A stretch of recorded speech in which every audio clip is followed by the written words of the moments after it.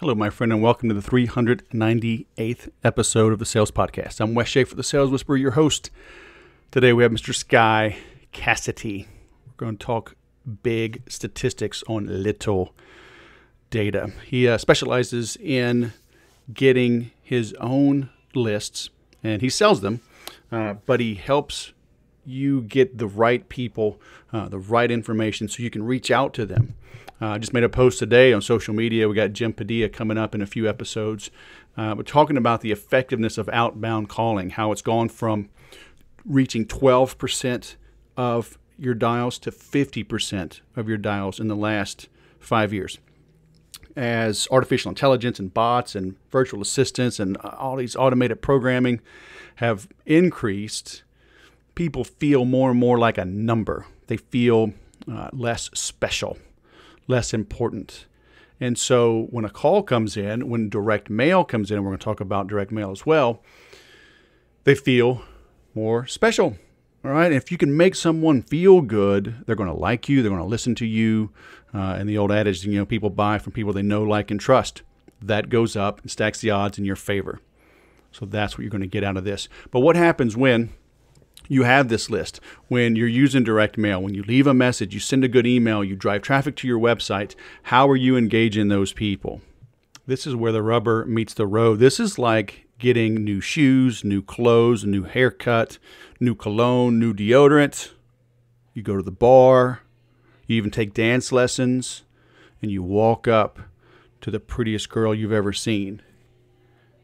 And you've got, salad in your teeth, or you just don't know what to say because you haven't practiced. You haven't gotten the confidence to engage with that person confidently and in a way that's unique, that makes you stand out from all the others who are walking up and asking her to dance, asking if you can buy her a drink, asking her, "What's a pretty girl like you doing in a place like this?" If you sound like everybody else, you're going to be treated like everybody else. And when you sound and look and act like your competitors, the only way to differentiate is on price. So here is a way to differentiate yourself when visitors come to your website. So that way you can have a real conversation. You can qualify and disqualify prospects quickly and accurately, so you can engage and move to the next step in the sales cycle with those that are ready, willing, and able to buy. Check out Intercom. What does insight-driven messaging look like for sales? Like a whole lot more deals, fast. Jump on high-intent leads in the moment with Intercom, the business messenger that extends the reach of your team 24/7. Intercom creates more opportunities for you by booking meetings and collecting data from leads automatically. Take Intercom user Elegant Themes. They now convert 25% of leads through Intercom's messenger. Deals don't wait.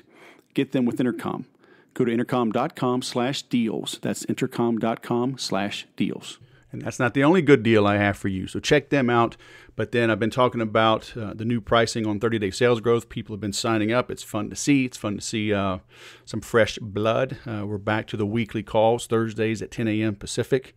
You still have a 1-year money-back guarantee if you plug in and engage. But it's a month-to-month contract, so cancel at any time. It's $49.99 a month. Come on. 30daysalesgrowth.com. Come hang out. Come ask questions. I'm adding more and more content to that, taking your questions in pretty much real time, right? If I'm not on a call or doing something else, I jump right on it. So come help me, or let me help you grow your sales. 30daysalesgrowth.com. That is a great deal. Now let's bring on our guest. Guy Cassidy, man. As much prep work as you did before I hit record, you better be ready for this show, man. Welcome. And did you bring your A game? I brought my A game, my B game, my C game, brought all my games.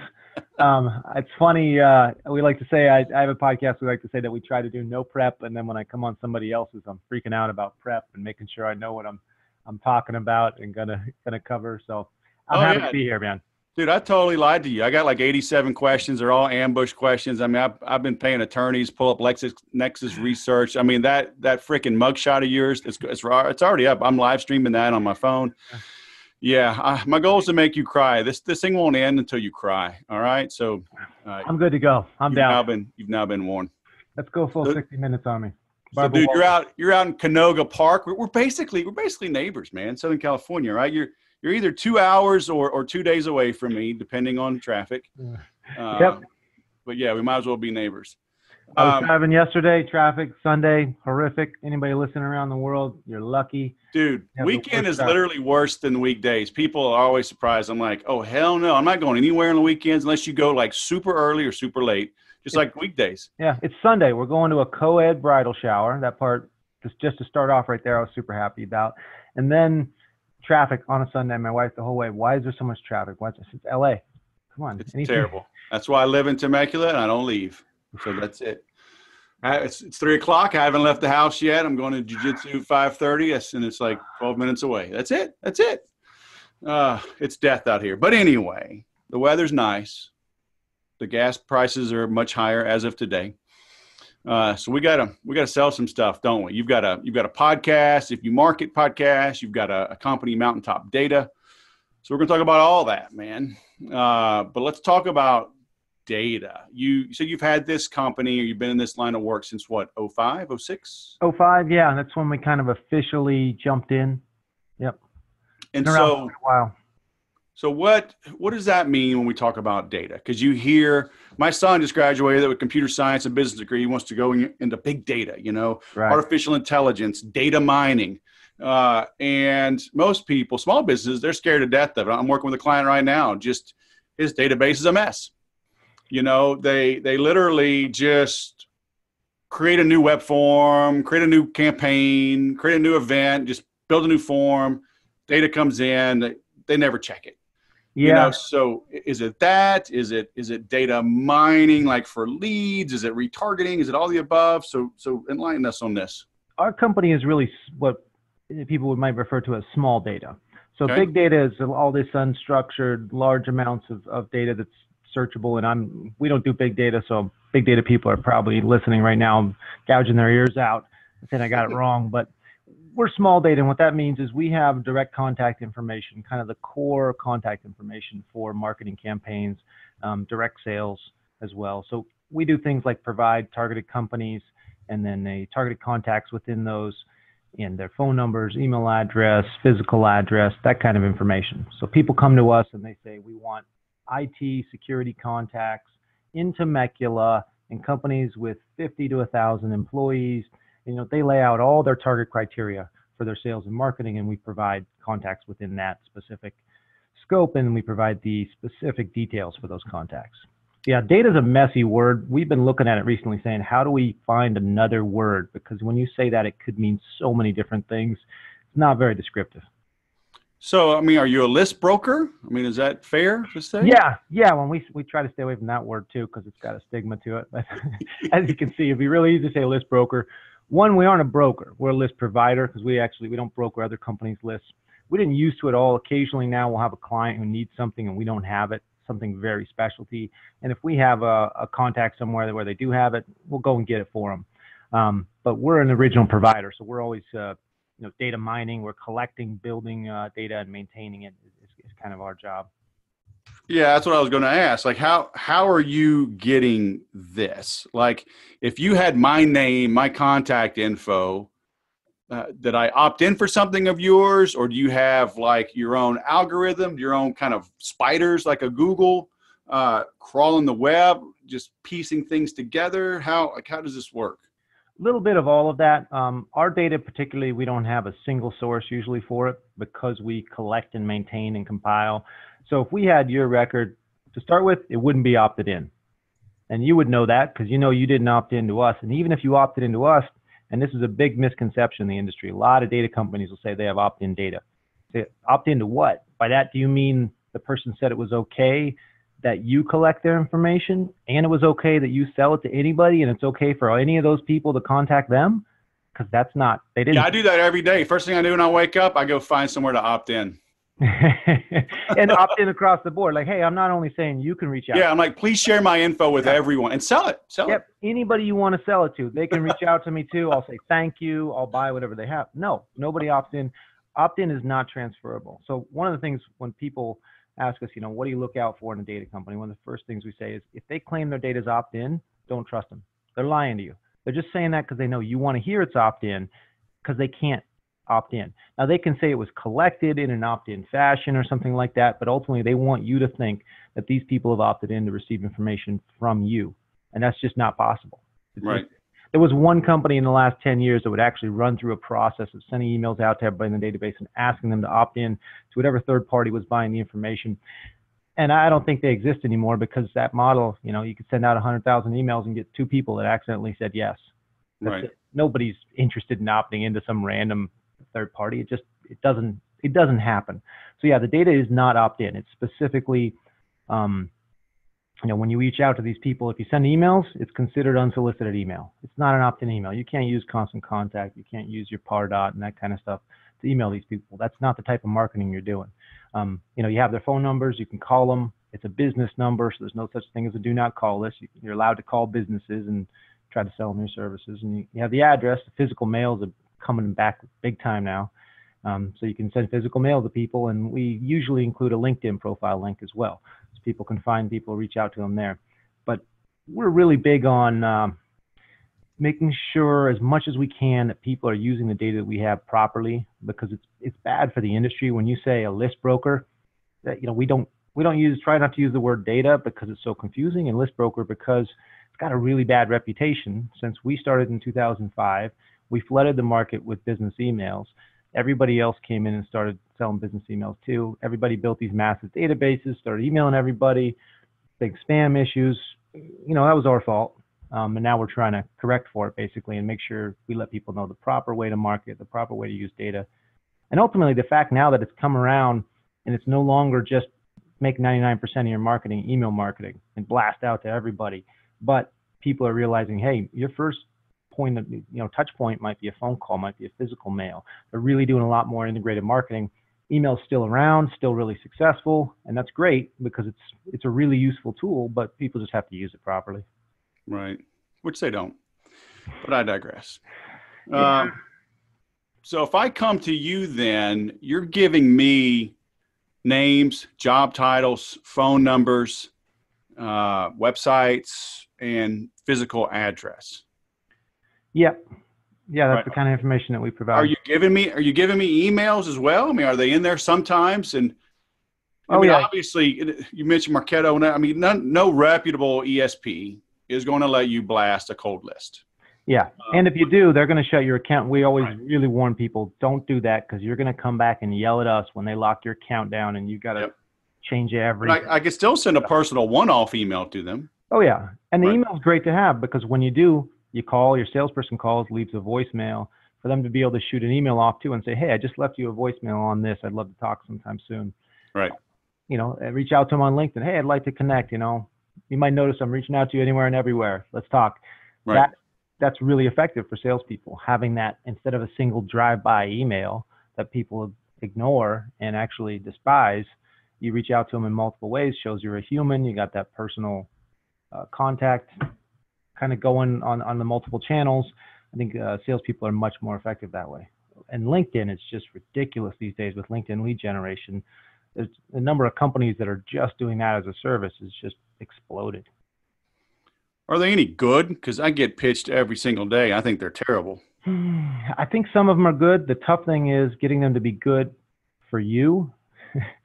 I have people, they have AI bots on LinkedIn that are reaching out to you and saying, hey, we can do this for you. And you say, oh, that person who reached out to me was your product. And it's okay. But I think there's a big problem now with the combination of marketing automation and all this data and people trying to, and then the push, the backlash basically into personalization.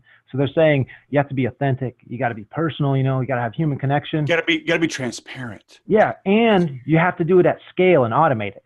Like those things don't go together. Are you kidding me? And if you're doing it to sales and marketing people, we sniff it out really fast. And you say, oh, this person's trying to pretend like they're personal, but they're doing it to 10,000 people. So you get these weird modern AI versions of the mail merge form not quite getting things right or something like that. Everything got off one column, so your name is in your hobby and your hobby is in your, and they send it out and you say, yeah, that's great that you're acting like you're being super personable, or personal, and you're acting like you looked at my website and you looked at my LinkedIn profile, but I can tell you didn't do any of those things. Because Yep. on my LinkedIn profile, I say, do not reach out to me and just try to connect. If you don't leave a message, then I'm not responding to you. I'm not connecting with you. And people just trying to be personal at scale, I think, is a bad idea. Just actually be personal. How does that work on LinkedIn? You mentioned something. I mean, personally, I don't send a message when I connect with someone. If I see we got multiple connections, I just hit connect. Because my inbox is flooded with something. Usually it's generic. Hi, Wes. I see that we have a lot of mutual connections, so I thought I would connect. I'm like, yeah, no shit, Sherlock. I see the same thing. So it's like, usually if they appear normal, they work at a real company, they've got their real name, they have a real profile picture, I deny some of them. It's like, I'm a retired anthropologist, just really looking for secrets to Sudoku games. I'm like, yeah, I'm not accepting that, dude. I don't, there's no benefit, right? Otherwise, I just accept it. I will accept people sometimes, even though my profile says I won't if they don't give me a personal message saying something. And I will occasionally ask somebody to connect with me without saying anything, but only if there's some previous connection there. If you and I weren't already connected on LinkedIn, I would have reached out to you after we talked and said, hey, let's connect. And unless I had something to say, I would just be connecting for the purpose of us being connected. But me personally, it annoys me, and I'm sure it annoys a lot of other people. Some people are great, like more connections. Great, I got more connections. Now I have a greater reach. I'll just connect with anybody. But now when I do connect to one of those people, I'm just waiting for, okay, what's the follow-up going to be? You just said, connect with me on LinkedIn. I said, okay, to see what would happen. And now I'm wondering, what's the pitch going to be for? Yeah. The automated thing that's going to come back 30 seconds after I say yes is whatever machine they're using is going to, have multiple paragraphs pitching me on some service I'm not interested in, probably LinkedIn lead generation. Yep. And I just know that's coming. And so I'm kind of sick of it. Sometimes when people look to connect with me, I'll just shoot a message back without connecting, saying, what can I help you with? Or what do you want from me, or what can I do for you?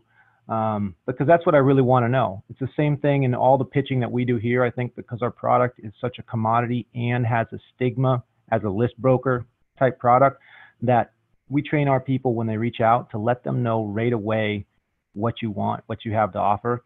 It's a very transparent thing. If you think that they could use 30,000 IT contacts in California, just tell them, hey, I've got 30,000 IT in California. I thought you might be interested in it.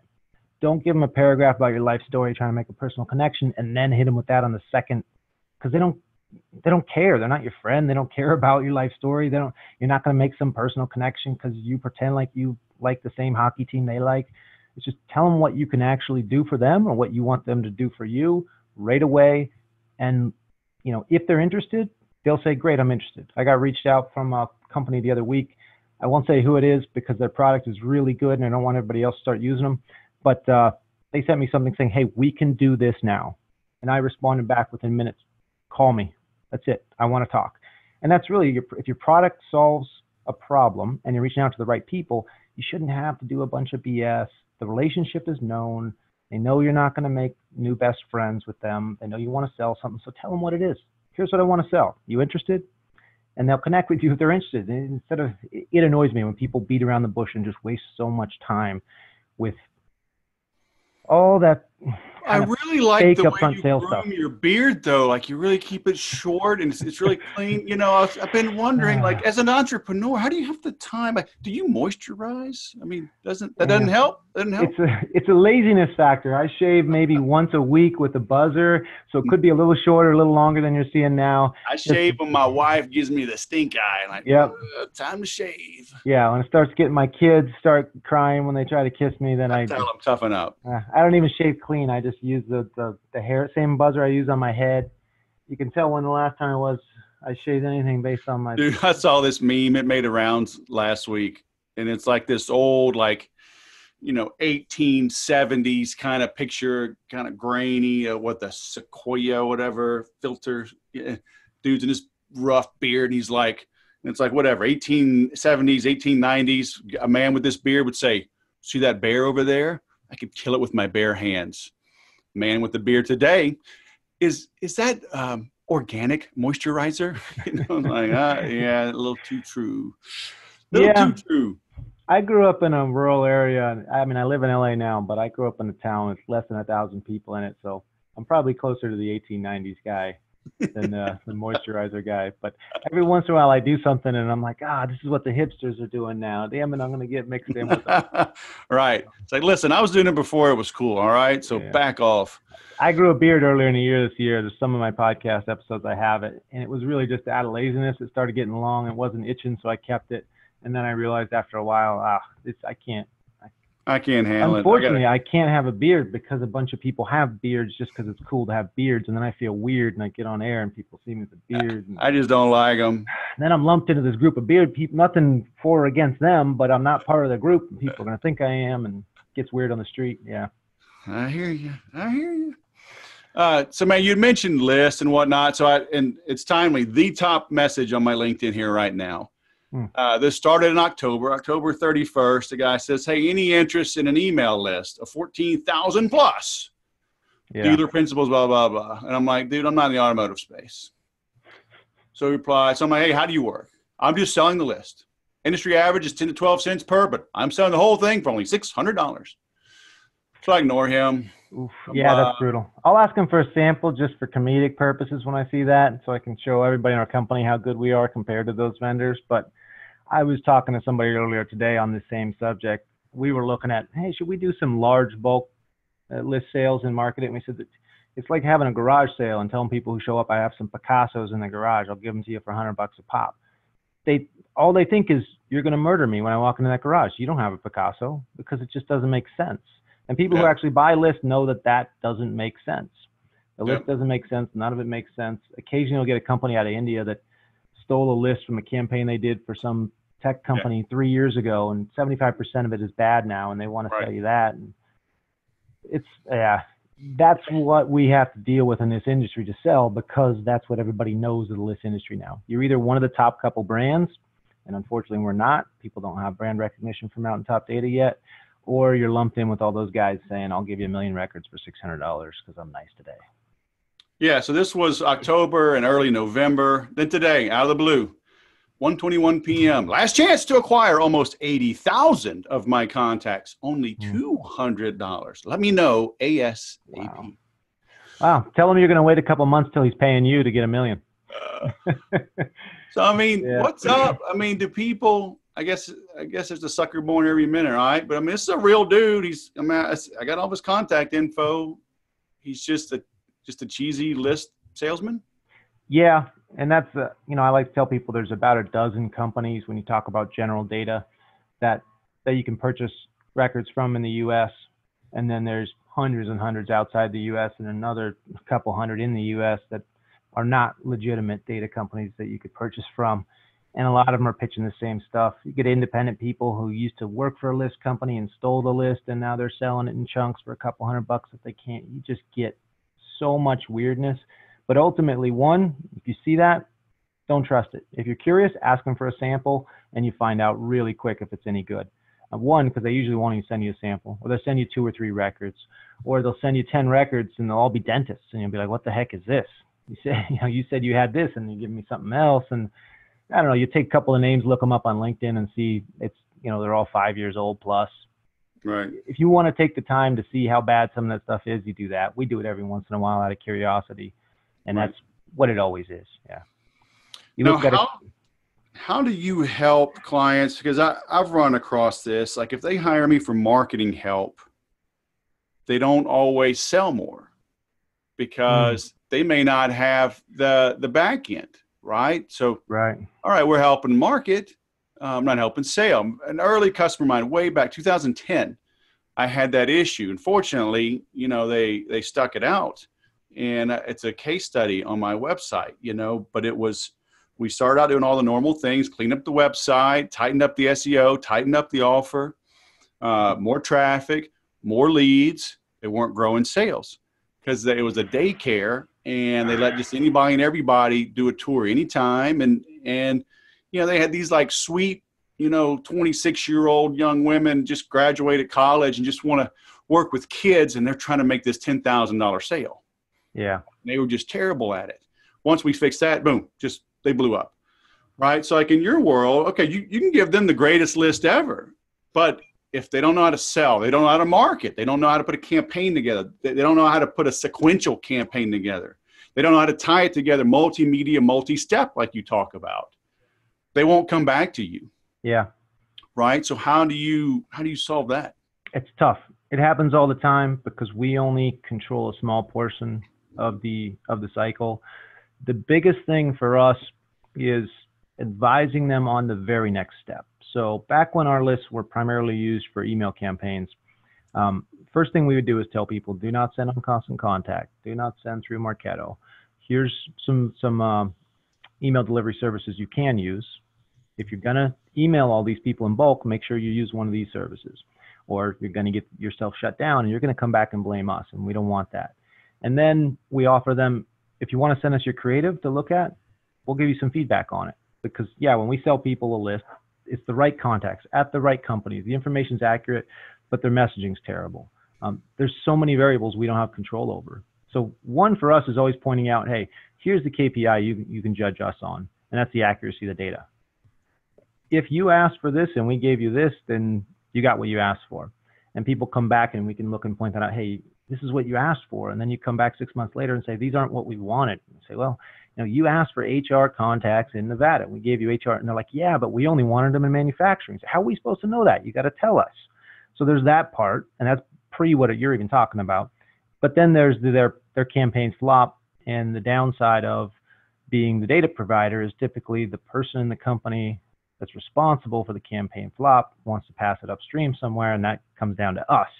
So they come back to us saying our campaign was terrible and we want you guys to pay for it, and it didn't work out and we didn't get the sales. and then we got a customer service problem. We don't want an unhappy client. Sometimes you have to tell clients, okay, well, look, show us what you sent. Let us see the data. How many bounces do you have? We got to take their bounces. We got to run them through ourselves and look and see, are these accurate? Were the emails good? And break it down. And it is a lot of time and energy for us. And it's one of the reasons we have a minimum in place, and it kind of filters out a lot of those people, because if you're spending $100 on data, then you're going to have all the time in the world to come back and have problems when you get no return from that. But, when you're doing larger campaigns, you probably have more experience, you know what you're doing, and all those other pieces are properly in place. You just need more fuel for your kind of lead machine, your sales machine, and those are the best clients for us because we can give them good fuel and they can go through and they get sales. Everything else is already set up and they really know what they're doing. It's really dangerous. We always tell our guys, if you're talking to somebody and they've never purchased lists before, be really wary, because those are the guys that are going to come back and something's going to be wrong. Either they didn't give you one of the criteria and so the list wasn't even the right list, and they're going to come back later upset. They spent a bunch of time, they spent money on all these other things, and it's our fault ultimately, because we're the one person that's not them that they can come back to and say, you're taking the fall for this. So that is dangerous. Really, it's just selecting who your clients are. Better to deal with people who have their stuff together and know what they're doing. We also offer an email delivery service that helps for people who haven't bought lists before. They probably haven't done campaigns. We can manage the campaign for them, so we get to kind of help fine tune their creative. We had somebody I was on a call with just the other day. A salesperson asked me to get on the call. And I had to tell them, I don't think your industry is going to be successful with email marketing. You need more personal marketing than that. And then you can reach out by email to the people that are interested. But it's just not a good channel, most likely, for their industry. I wasn't familiar with their industry. So, these are like electrical lighting products and whatnot. So I don't know enough about your industry to know if these people are receptive to the type of message you're sending to them. But I feel like this is not going to be, we don't want to sell you this data and sell you even the delivery part of it and still have you get no results, because right. It's just not a good fit. There's other means of marketing you probably need to be doing. So what do you mean? You said you offer an email campaign or service. What was that? Email delivery management. So a lot of people, maybe we tell them, hey, you shouldn't be using this list in Marketo. And they say, well, what should we do then? We use Marketo. That's how we're sending out. We use Pardot. That's how we send the stuff out. Say, well, this is unsolicited email, and they are not going to look kindly on that. So don't do that. You can go to one of these companies, and we list off some companies on our website. I think in our 10 Keys to Email Marketing PDF, We list off a couple companies that you can send unsolicited email through. And then we say we also do an email management, because some of those companies, they don't have the setup for email management. They don't want to set it up. They don't know. And so we say we can handle that for you. Oh, getting a call on one of those right now. Sorry about that. Put them on. We'll close it right now, man. We'll go live, baby. Yeah, it's probably, once email gets turned down a little bit, now we get 10 calls a day from these companies that are just automated. Oh, it's so bad. Garbage. It's a plague right now. Everybody's aware of it. When they first passed the email law in Canada, Canadian businesses started complaining that they were getting overwhelmed with phone calls, because everybody's still going to market. They just move to another channel, and then they're going to overwhelm that channel. Email is the most convenient channel to ignore, I think. Yeah. People still need to be targeted. They still need to make sure they're reaching the right people with a relevant message, something that might actually interest them, which is what we call baloney versus spam. Spam is just randomly shooting out to anybody. Baloney, you're at least targeting it to somebody who doesn't know you, you don't know them. Right. It's a light distinction there.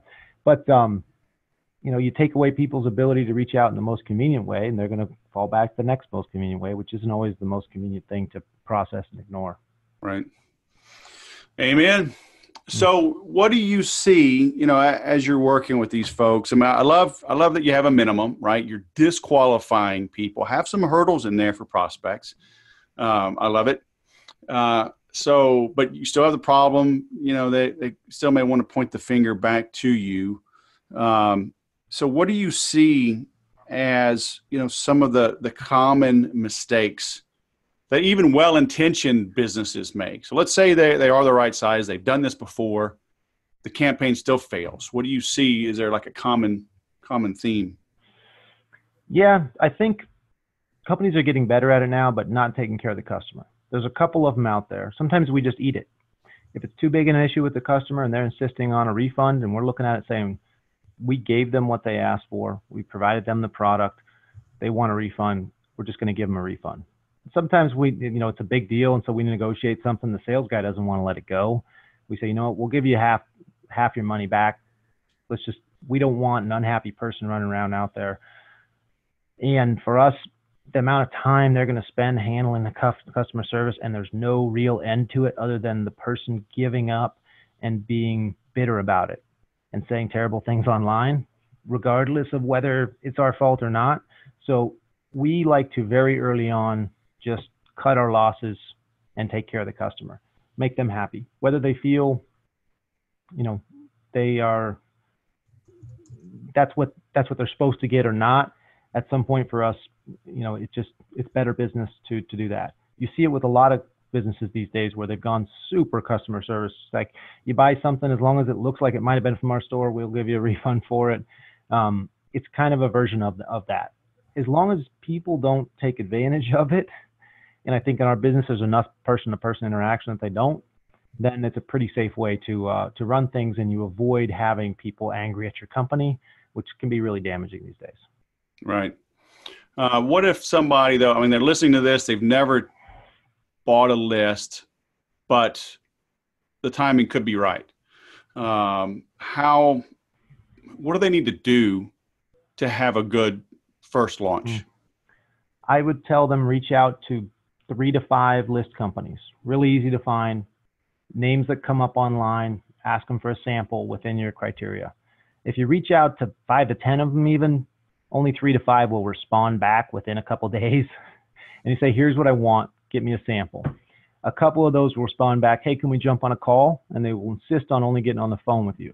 They don't want to communicate by email. They should be working with you however you want. If you only want to work by email, they should say, great, what can I help you with? If you only want to talk on the phone, they should say, great, what can I help you with? So these people who want to, you go on their site, you want a live chat, and they're like, first thing they say in live chat is, what's your number? I'll call you. It's like, sometimes that's relevant, but when that's what they do every single time, that's just, to me as a consumer, that's annoying. So it should be really easy for them to work with you on your terms, for you to just say, here's what I want, can you give it to me? This is what they're supposed to do for a living. Give me a sample. I need 20 plus records within this criteria. Maybe they have a question or two to qualify it, but short of that, they should be able to get back to you in a reasonable time with a sample that doesn't look like crap.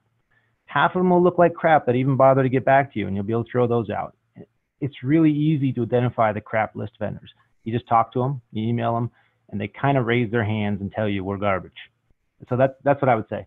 Don't just reach out to that's my company, Mountaintop Data, reach out to them, but not just us, reach out to multiple others. It makes us look better when people are talking to other list vendors because I know we look good next to them. When they look at our sample and their sample, we usually look good.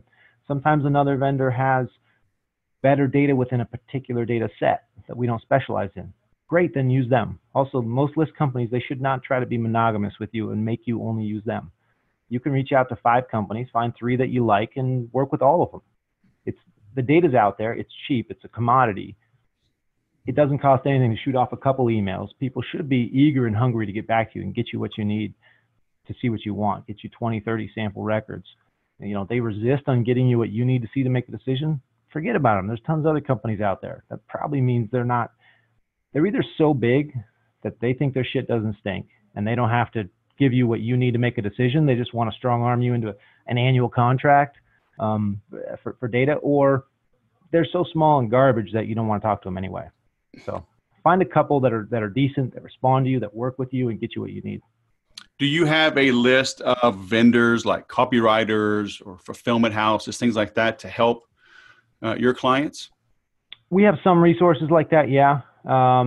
Fulfillment houses, that's a good point. We've got some printers, but that was the word people were using when we first got into the business. And It is coming with the mailing. It's coming back around. When I started in this business, the fulfillment house was most list companies would send their list to the fulfillment house. You'd send your creative to them. They'd prep everything, send it out in a physical mailer. And we kind of looked to blow up that way of doing business because we would send the client the list and they would be able to manage it themselves from there. Back then, everybody wanted to license their list. You never even saw it. You only got responses, that kind of stuff. Right. So we'd never really used the word fulfillment house too much around here because we were looking at going around them, and physical mail was getting on the way out back then. But it's back now. We don't have a list of fulfillment houses specifically. They're easy enough to find. We really have resources we can point people to that people have a hard time finding. And the most difficult one is companies that will let you send unsolicited email. We've got those on hand anytime for people. We've got some other resources on our website where you can get services. And we have a lot of marketing agencies that'll help with copy, all those kind of things that we just kind of refer on a one-off basis. But we don't right now have a list on our site. It tends to upset the marketing agencies when we favor one over the other. So we kind of only put them out in person. Right. Gotcha. But we have a lot of those that can handle all aspects of marketing. What have you found works as a business owner on growing and running your own team? As an owner, as a sales manager, marketing. How are you maintaining that team and the momentum? That is a tough one. So when I took over the company about 3 years ago, I had worked in sales, I'd worked in marketing, I'd bounced around the company trying to figure out where the proper place was to make things happen. And eventually I ended up taking over and overseeing everything. And it's a tough balance. I feel like our industry is very different from a lot of businesses because of over the last 5 years, there's been a huge shift in how people buy data, what they expect from their data, how much they mistrust data sales companies, list vendors in general. So it's made it tough. It's been a moving target, trying to build a sales team, trying to build marketing and sales, trying to build a brand, that kind of stuff. I'd say with the salespeople, though, just early on accountability, knowing what you expect from them when, and if they're not hitting those marks. What I've learned is even if it's not their fault, it doesn't matter. If you have a salesperson and your company isn't providing them what they need to succeed, and you're 3 months in and they're not just consistently not hitting their marks, you got to cut them loose. Doesn't matter. Let them go on to something else where they can be successful. They're just not fitting there, and it's kind of too late. You've used them up. They're not going to recover from that, or most likely not going to recover. Why waste time? They can go be successful somewhere else if they're good, or they won't if they're not good.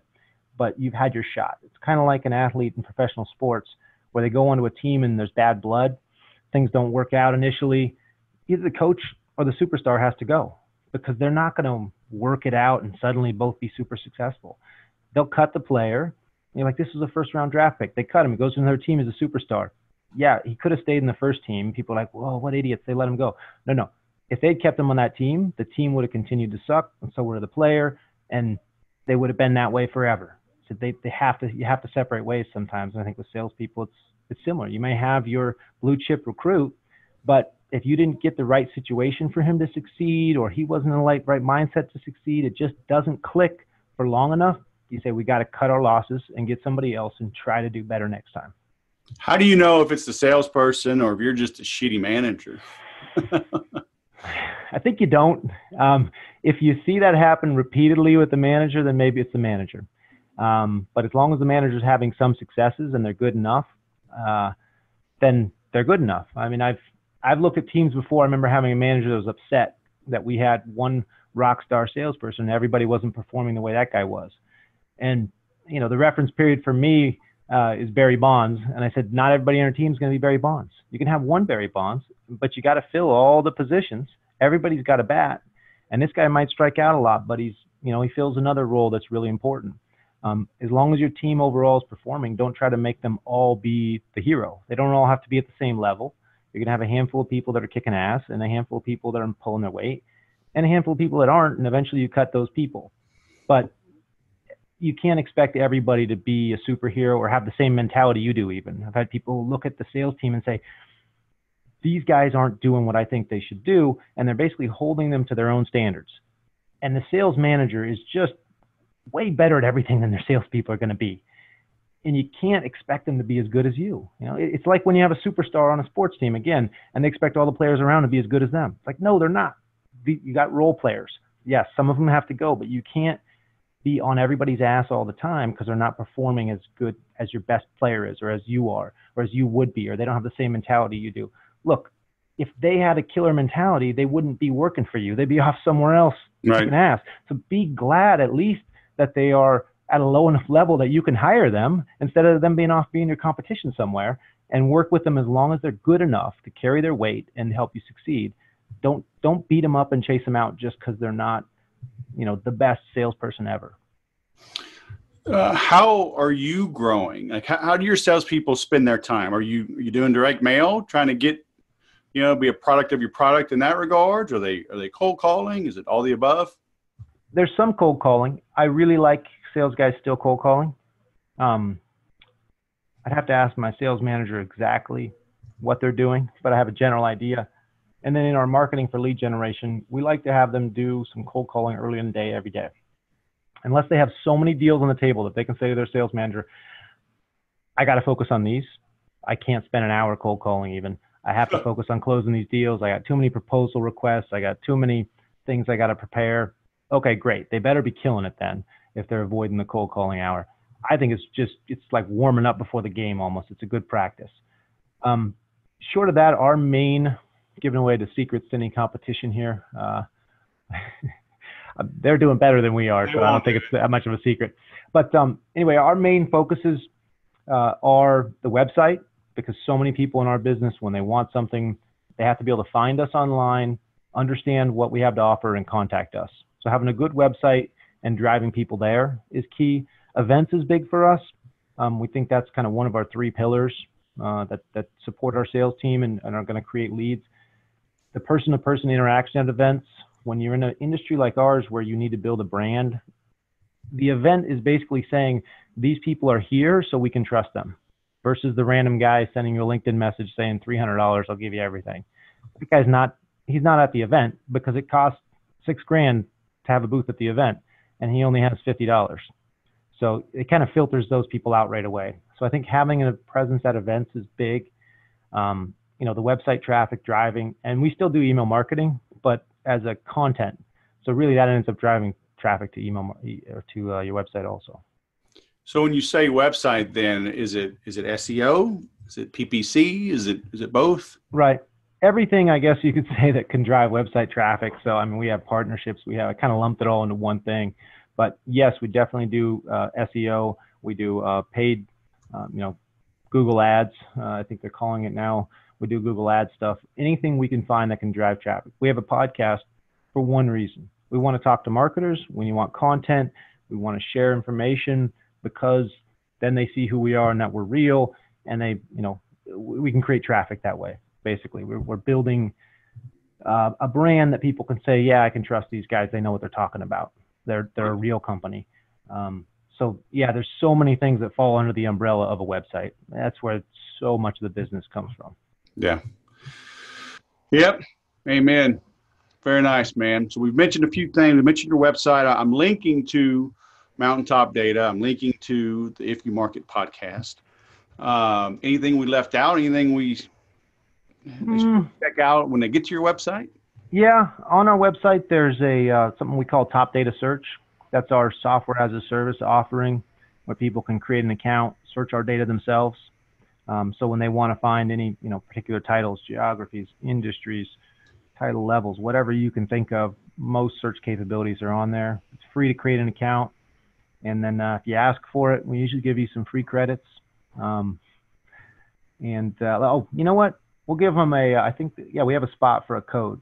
So if people put in Sales Whisper or anything they can't spell that. Just put out Whisper. Anything that looks similar to that, either the word sales or whisper, we'll give them a couple hundred. Let me write down. We'll give them 500 credits in one of those accounts.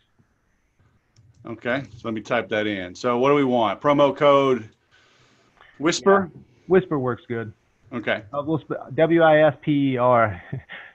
WHC. I was going to say sales. I started out in sales. Salespeople are not good spellers generally. No.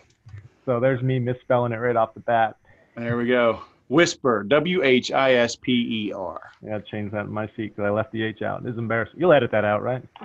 Hell no. This is all going in, man. Yeah, I don't know how to spell. Great. Everybody knows it now. They get us in our raw form, man. Hey, I misspell so many things. I love, I use Grammarly. I should probably get them as a sponsor. My wife knows if she gets a long text from me and it's all spelled right, something's wrong. It's not me. Hey, voice to text, dude. Dude, a lot of time, like I'll be writing, like I'm tired or something. Like I can't figure this word. I'll just hit Siri and talk to it. Oh, there we go. I almost always talk to it. I hate it when it's something private and there's people around and I have to type it because, I'm sitting here going. Dude, sometimes it's like I'm so far off to spell check on it. It's like, okay, I can't even make a recommendation other than stop drinking. I need to try another version. What if I use an I instead of an E? Come on, help me out here. From the computer, you're tired, go to sleep.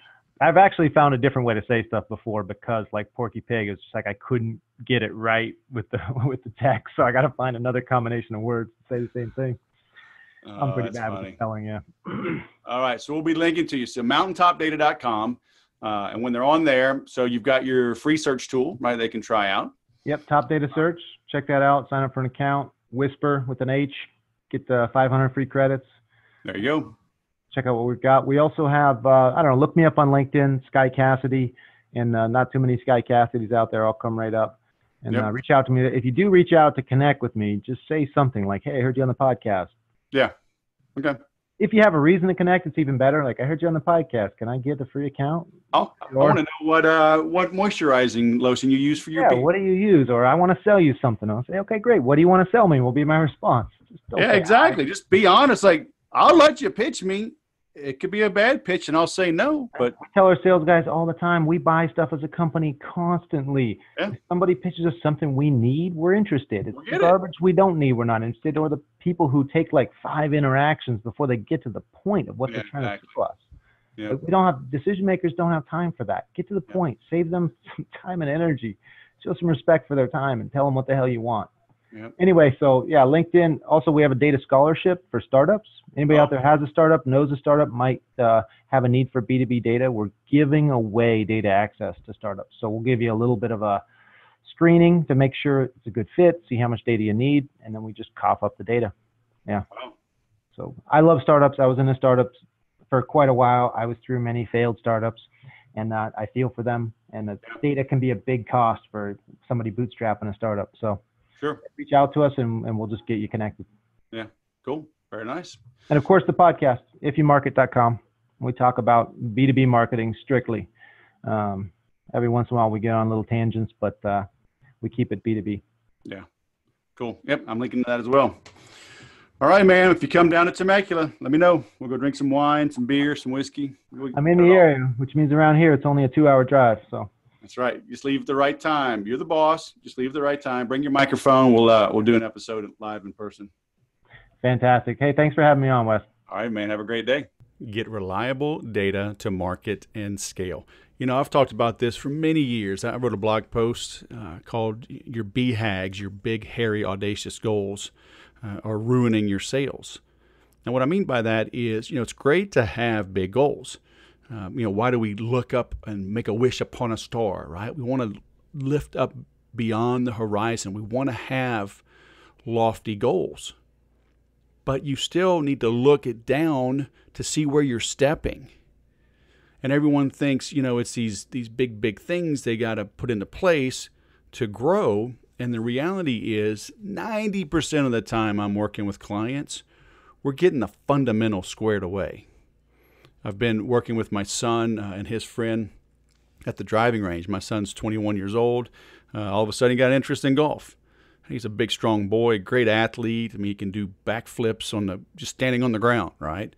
Do crazy flips off a trampoline, gainers off the diving boards, played football, baseball, just a great athlete. But golf is different. So different. The ball's just sitting there, right? You don't have to try to learn how to hit a 100-mile-an-hour fastball. You don't have to learn how to hit a 300-pound man trying to crush you. It's just sitting there. And so you've got to think through this. And it's like, how do I make the proper move to hit that ball? And I was working with them and showing them just the little details. And I explained to them how golf should be learned from the putting green back to the tee box. But most people spend all of their time on the tee box and with their big clubs, their driver, maybe their 3-wood, smashing and smashing and smashing. But as I explained to them, if you have an 18-hole golf course, the typical golf course has 4 par 3s, 4 par 5s, right? So that's 8 holes there, and you got 10 par 4s. And so on the par 3s, you're obviously not going to hit a driver. And so now you're down to 14 holes where you need a driver. And then a lot of courses, maybe it's a shorter hole, maybe it's a very tight landing zone, maybe it's a sharp dog leg, and so you've got to take your tee shot and place it, and that's hard to do with a driver.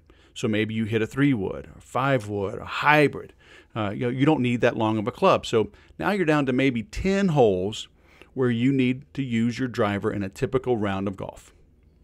And on an 18-hole golf course, par 72, it is set up that you will putt the ball 2 times on every hole. So if you hit par, if you play exactly how it's made, you tee off, you hit your approach, you 2-putt. So 18 holes, that's 36 putts and 10 drives. But everyone practices in reverse. Drive, drive, drive, drive, drive, never hit. They don't go putt. They don't work on their short irons. Because I studied this like crazy when I was young. I was 23 when I got into golf. So very close to Matthew's age. And I studied it like crazy. And they were saying the biggest difference between professionals and amateurs is within 150 yards of the green. Okay, and anyone with enough strength to walk a golf course or play golf, anyone is strong enough to hit the ball 150 yards. So now it's not a matter of strength and physical ability. Now it's a matter of practice and accuracy. And do you have the nerves, right? Can you remain calm and hit the target? Very few people can. They get nervous, they get anxious because they don't practice the little things. Because it works backwards, right? If you know you're a great putter, if you know you're very good with your short irons, you're not going to be so worried about your drive because you know if you get into trouble, you can get out of trouble.